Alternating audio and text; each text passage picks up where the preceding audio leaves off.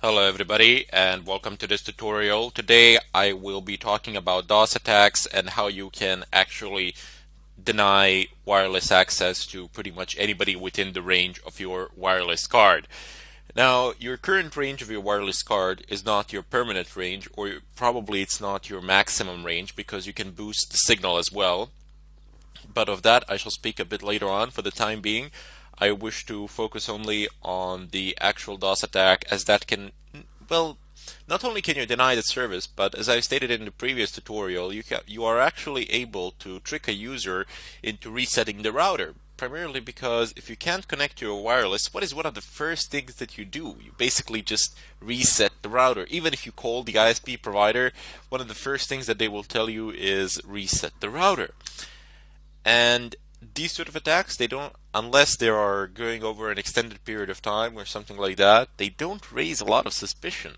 I mean, most people, when they can't connect to wireless in their houses or something like that, oh well, reset the router. If it works out, great. If it doesn't, oh well, call the ISP, then they try to fix it, but you're not going to be running the DOS attack probably for that long. Your idea is to force a reset. However, you can run actually permanent DOS attacks and in such a way deny service to a certain user or company or something of a kind. There is no known way to actually stop this.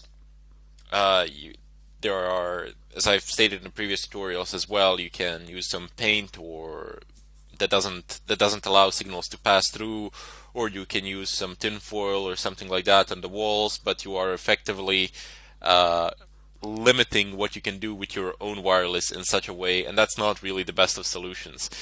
Anyway, there are certain things that a user can do on the other side to mediate this sort of an attack, such as change the channel of their wireless access point, change the MAC address, but none of those things are actually stopping the DOS attacks. All of those things, all that they are doing is simply hiding and buying for time.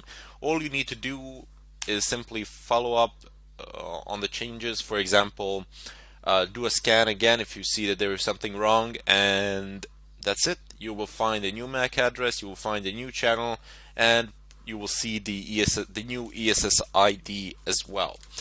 So anyway, without further ado, let's just go ahead and perform this sort of attack, see what happens and how can we actually confirm it.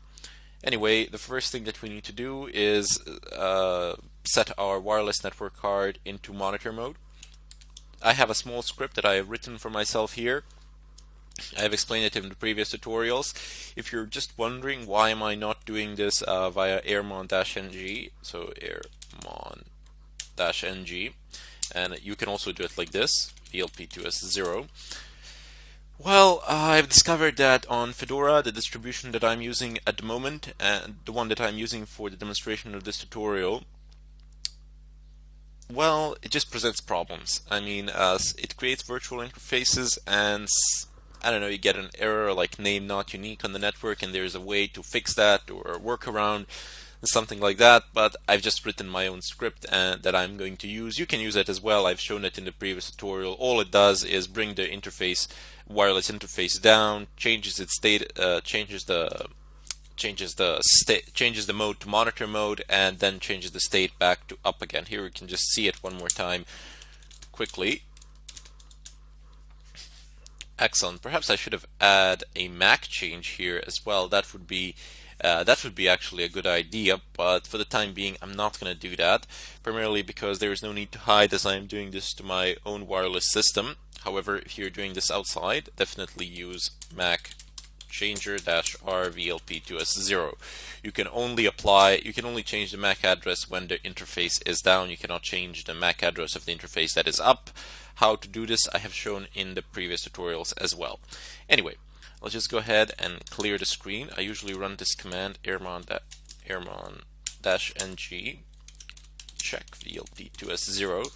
I use this not to initiate the monitor, not to set the monitor mode, but rather instead to perform a checkup to see if there are any programs, any processes out there within my computer that might cause problems or interference. Apparently there are none. If there were, once you run this command, it would give you the PIDs of the processes, and you could kill them easily.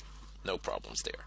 Let's just go ahead and clear the screen. And the tool that we need to use as part of the aircrack package here is AI replay. So before we actually start doing that, we will of course need to perform a scan with a tool that we have used previously. So air dump, I have no idea why they call it. So airodump-ng, VLP2S0, press enter. Oops, airodump. It's airodump, sorry.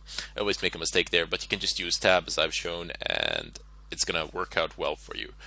So apparently I have some open access points here as well, and I have noticed a very strange thing. When I perform these scans during different times of day, the signal strength varies and the amount of wireless access point also changes. I'm just gonna stop this because there are too many of them now. The wireless access point, the amount of wireless access point changes and the signal strength changes. What I've noticed that people are doing is that they actually turn their Wi-Fi's off during certain times of the day when they are not there or when they are not using it or something of a kind. And that is a very wise precaution. I mean, that's a very intelligent thing to do, because if there's nobody in your house, if there's nobody using your Wi-Fi, there is literally no reason for you to leave it online. Just pull the plug. Simple as that. You increase the safety of your home network exponentially. Primarily because not only are you permanently invisible during certain periods of time, but you are also effectively limiting windows of opportunity for anybody to attack you. And that can cause a ridiculous amount of problems to an attacker. Anyway, so over here I have my wireless interface. It's called something. It's on channel 6 and its power, it's relatively good, but look at my neighbors. I conducted this scan last night and my own wireless was about 50 something and my neighbors was 59, which was ridiculous. I'm guessing this guy is right next to me or right below me with an antenna attached to the ceiling or something of a kind. I have no idea, but he's getting like a really strong wireless signal. I'm gonna have to ask around to see who this is, just to see what the signal strength is on this router. But anyway, it doesn't really matter. Let's just use the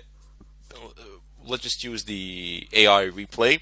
However, I didn't find a way to actually specify a channel in AI replay. Perhaps there is an option there or something of a kind, but it doesn't really matter. I didn't try too hard. What I want to show you is that you can actually change the channel of your wireless network card manually. So just type in IV.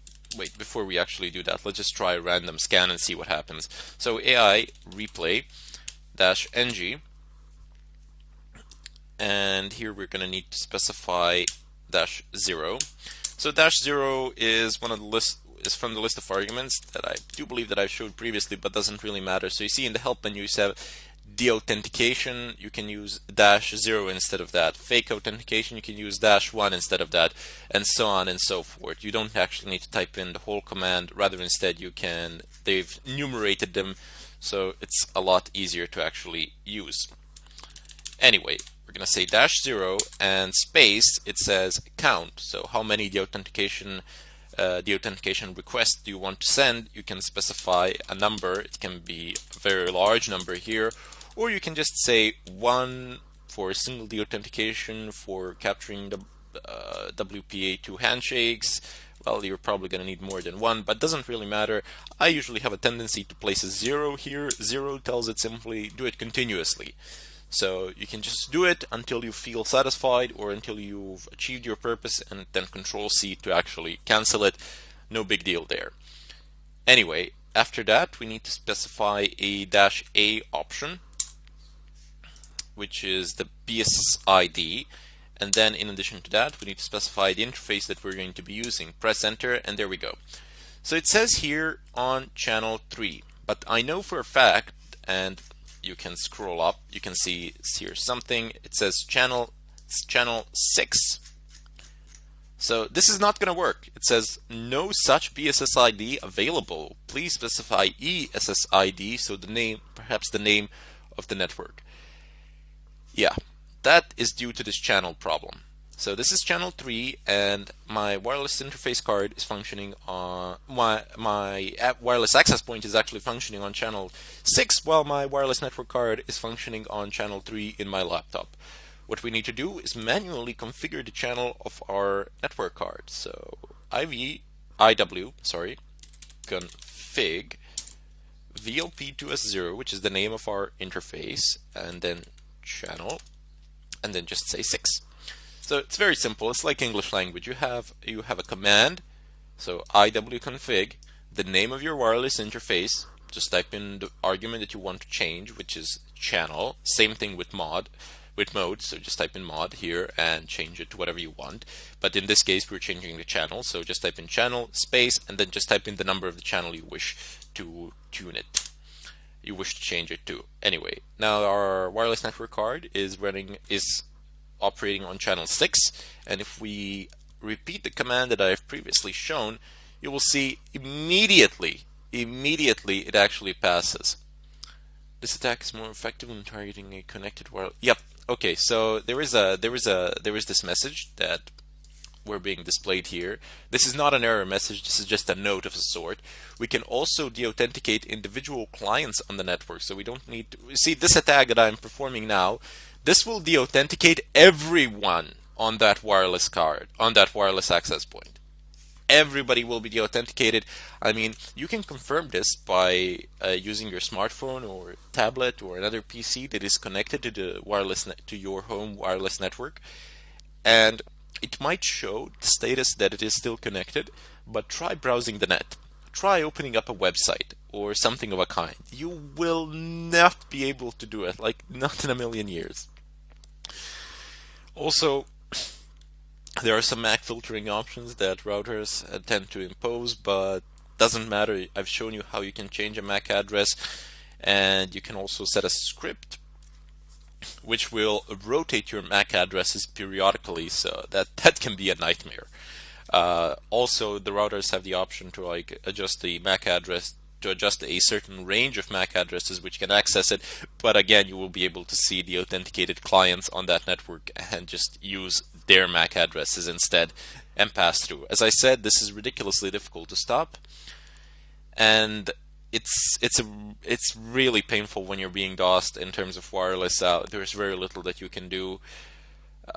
I honestly don't know of any known method to actually completely stop this, but we'll see. There are some enterprise type routers that are actually able to fight this off to an extent, but we'll see what the future brings. Anyway, I will be doing more of this in the follow-up tutorial, and I will show you how you can deauthenticate a single client. Plus, we'll be writing down some bash scripts and see how that works out to improve our attack. In any case, I bid you farewell, and I hope to see you in the next tutorial.